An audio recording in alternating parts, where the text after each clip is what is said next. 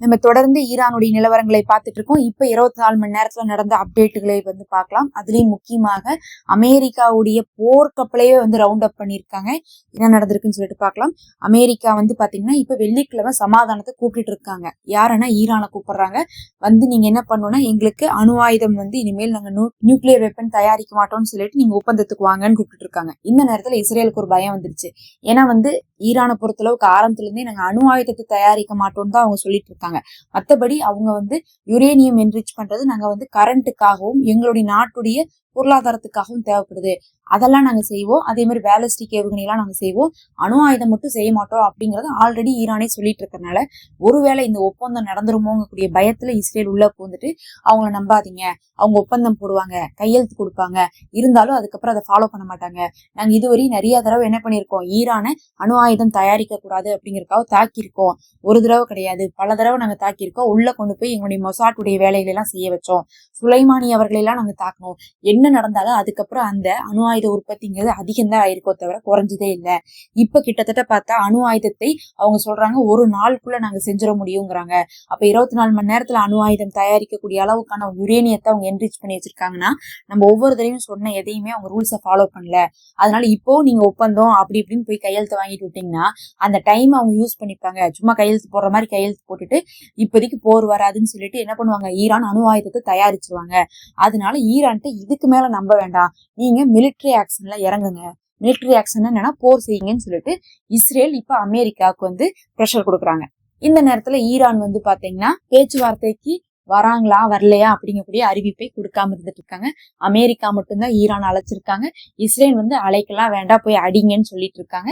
நாளைக்கு வெள்ளிக்கிழமை தான் தெரியும் இந்த பஞ்சாயத்து எந்த அளவுக்கு போகுது, இது சமாதானத்துக்கு போகுமா போகாதா அப்படின்னு சொல்லிட்டு தெரிய வருது.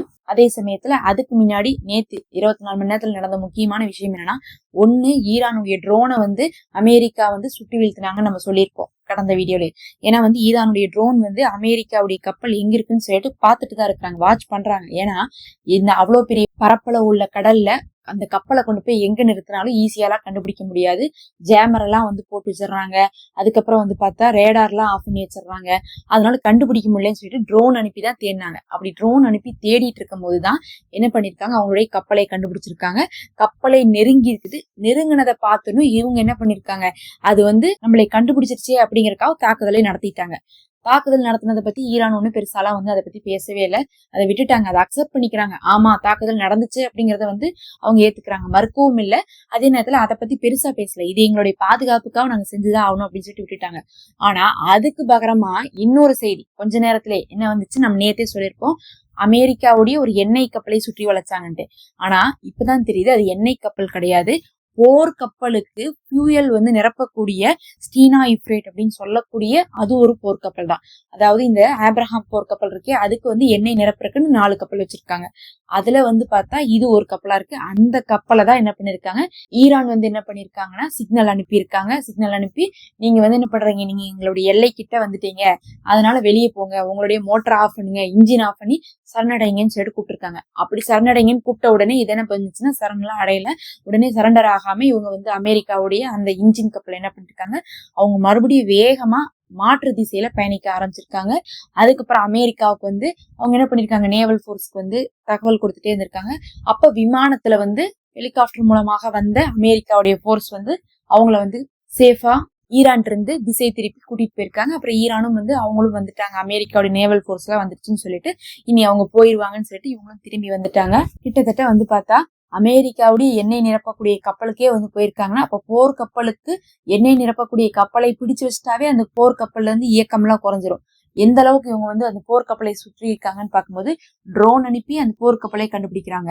அதுக்கப்புறம் அந்த போர்க்கப்பலுக்கு கொடுக்கக்கூடிய எண்ணெய் வரக்கூடிய கப்பலையும் என்ன பண்றாங்க, இவங்க சுற்றி வார்னிங் எல்லாம் கொடுக்குறாங்க.